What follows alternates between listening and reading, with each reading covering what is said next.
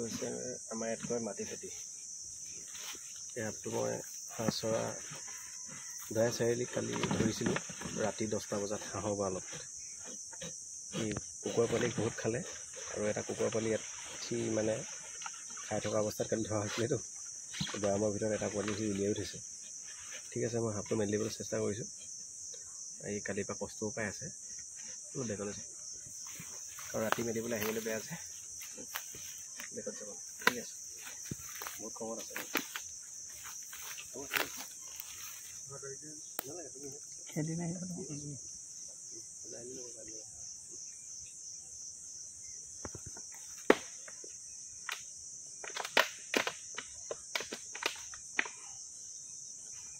খেদি আহিব নি?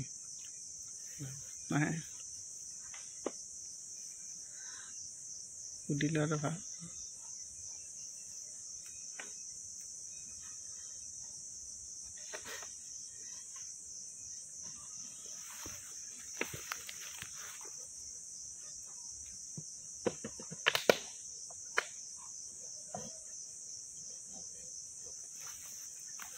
আছে নে?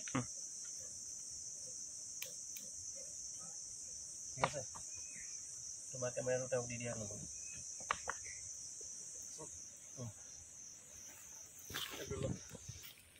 ঠিক আছে, তাৰপিছত ওচৰ পৰা লৈছোঁ চৰকাৰ লৈছিলে বছ বছ। ঠিক আছে, মেলি দিছোঁ এনেই দিয়া ঠিকান নাই কিন্তু মেলি দিছোঁ।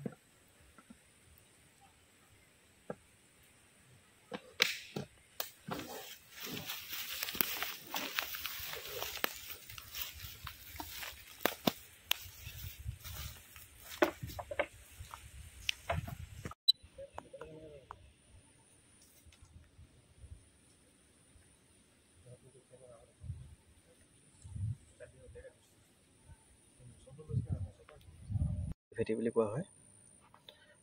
এতিয়া মই তাক মেলি দিছোঁ আৰু ইয়াত থাকে আমাৰ নিউৰটক্সিন মানে আমাৰ নাৰ্ভাছ ছিষ্টেমটো যি উইক কৰে। কালি এই সাপটো ধৰা হৈছিলে হাঁহচৰা দয়া চাৰিআলি বুলি জেগাডোখৰত।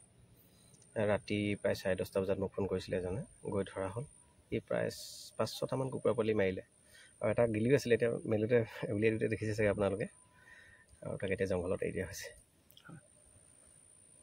ঠিক আছে, থেংক ইউ।